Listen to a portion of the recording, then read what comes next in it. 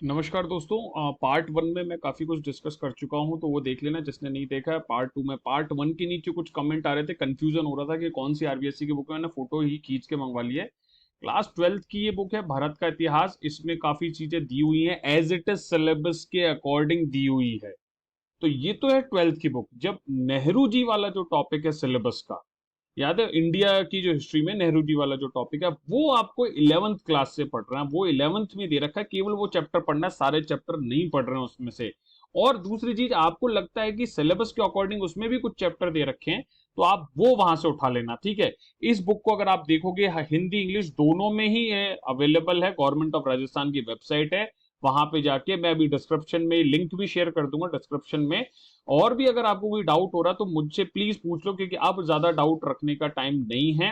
तो प्लीज फटाफट ये काम करो, रिसोर्सेज को इकट्ठा करो और काम शुरू कर दो। इसके बाद मैं नेक्स्ट बताया तो कि नाइन्थ के लिए, क्लास नाइन्थ के लिए अभी एक्चुअली जैसे पहले 9th 10th 11th 12th की 4 बुक्स चलती थी राजस्थान अध्ययन की, वैसी क्लास नाइन्थ के लिए राजस्थान का स्वतंत्रता आंदोलन, शौर्य और परंपरा से संबंधित बुक्स छापी है। बहुत शानदार बुक्स हैं। आप देखो इनके, मैं आपको इंडेक्स दिखा रहा हूँ। राजस्थान का इतिहास एक परिचय, प्रमुख संत लोक देवता, उत्सव त्योहार मेले, वस्त्र और आभूषण, चित्रकला लोक कलाएं, शिल्प और विविधायाम, लोक संगीत, लोक नृत्य लोक नाट्य, भाषा और साहित्य, प्रमुख पर्यटन, प्रमुख व्यक्तित्व, एज इट इज सिलेबस में दे रखे हैं राजस्थान।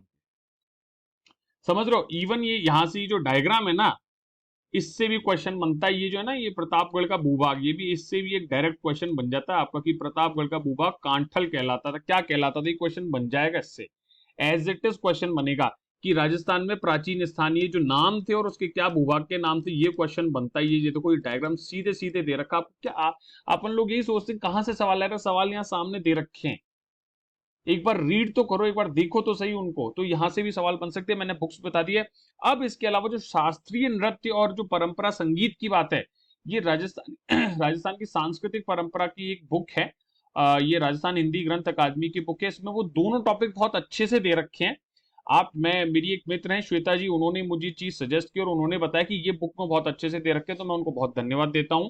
तो इस बुक से अगर आपके पास अवेलेबल किसी ने खरीद रखी है तो ठीक है, उससे केवल ये फोटो कॉपी करा लो। और नहीं खरीद रखी है तो मुझे कमेंट बॉक्स में बता देना। मुझे लग रहा मास्टर जी की बात माननी पड़ेगी और मुझे टेलीग्राम चैनल शुरू करना ही पड़ेगा, जिससे कि जो ये सब जो चीजें जो मेरे पास रिसोर्स अवेलेबल है, मैं आपको एटलीस्ट सॉफ्ट कॉपी में प्रोवाइड कर सकूं। इस पे देखते हैं, चर्चा करते हैं कि क्या संभव है। कमेंट बॉक्स में मुझे बताना। अब बात आती है कि थोड़ा सा मैं आपको बताता हूँ कि सिलेबस कहाँ थे हम और सिलेबस में क्या चर्चा चल रही थी।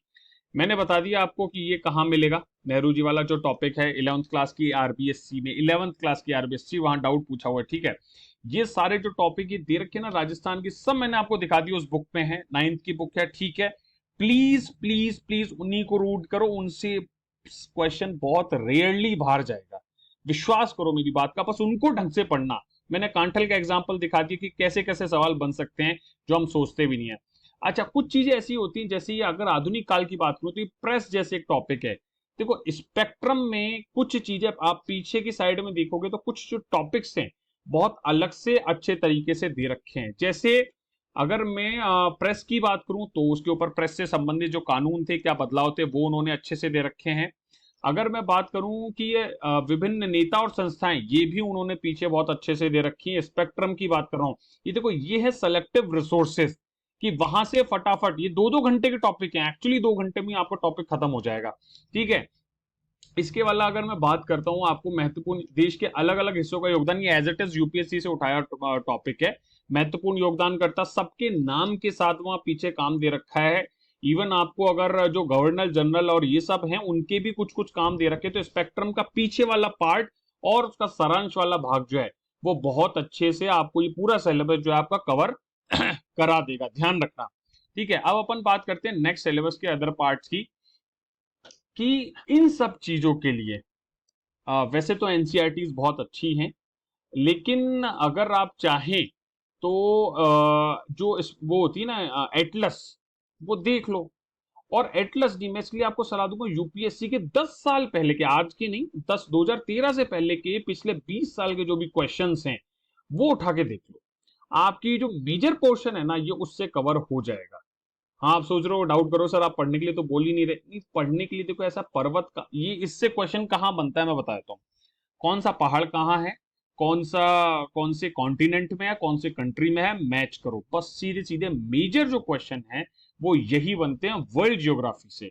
इसमें बहुत बड़ा कॉन्सेप्चुअल क्वेश्चन नहीं बनेगा। हाँ, ये बन सकता है कि फोल्डेड माउंटेन्स कैसे बन सकते हैं, इनमें से कौन कौन से फोल्डेड माउंटेन्स हैं, या फिर अगर आप बात करो जैसे कि मेंस में ज्योग्राफी में है कि जितना काल क्रमानुसार जो बांटने की बात है, वो एक चर्चा बन सकती है। बट स्टिल मेजरली इनसे वही क्वेश्चन बनेंगे कि कौन सा मरुस्थल कहाँ है, मैच करो, मैच द फॉलोइंग, घूम फिर की जितने भी है ना, ये सारे वो ही है, यहीं से क्वेश्चन बनेंगे। और बाकी फिर टेस्ट सीरीज जो है वो आप देते रहो, जो भी टेस्ट सीरीज आप ऑप्ट करना चाहते हो वहां से देते रहो।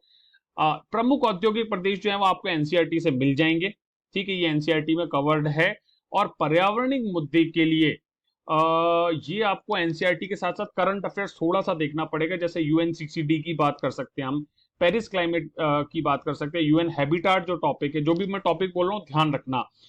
उसके अलावा क्योटो प्रोटोकॉल है, किगाली एग्रीमेंट है, मॉन्ट्रियल प्रोटोकॉल है।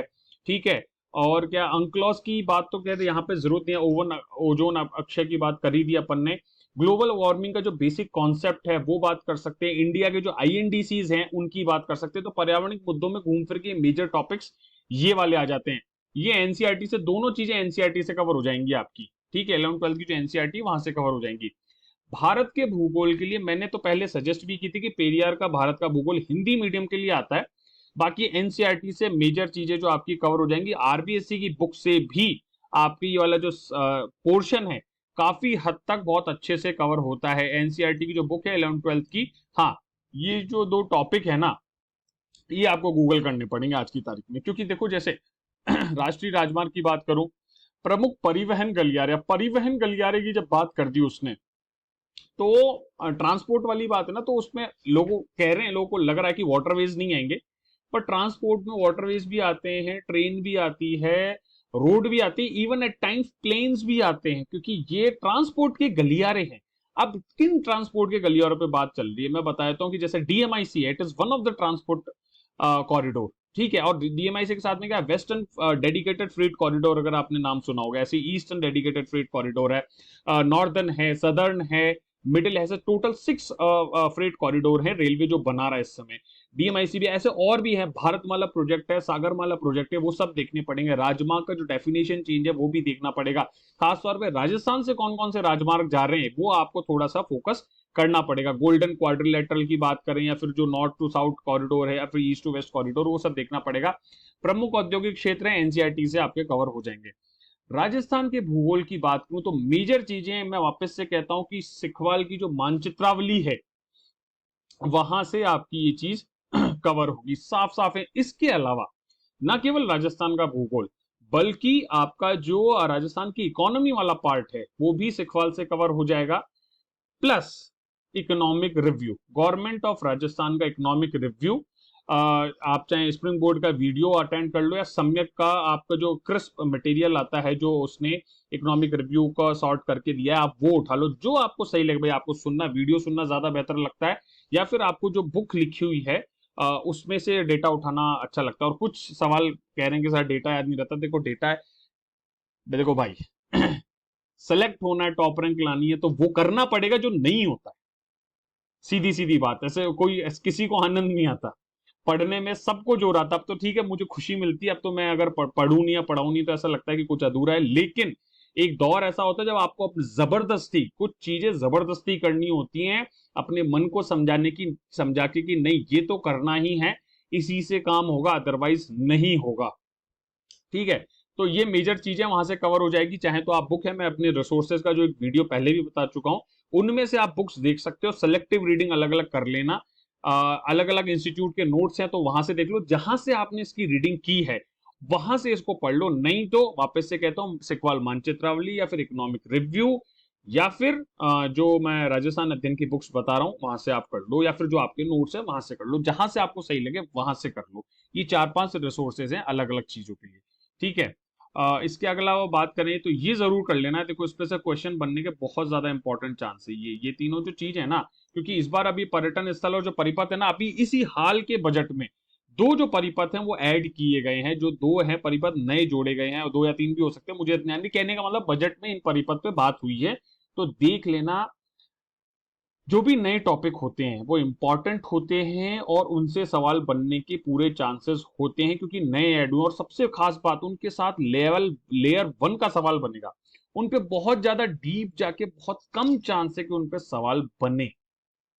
ठीक है, तो इसलिए जो नए टॉपिक है उनको तो बहुत अच्छे से और बहुत आसानी से कवर किया जा सकता है। ठीक है, तो अभी के लिए ये वीडियो आज वापस पार्ट 2 खत्म करते हैं, फिर पार्ट 4 मेरे ख्याल से 2 वीडियो और शायद बने, मुझे पता नहीं है, तो वो करेंगे अपन। ओके, चलो बाय बाय, टेक केयर, जय हिंद, जय भारत।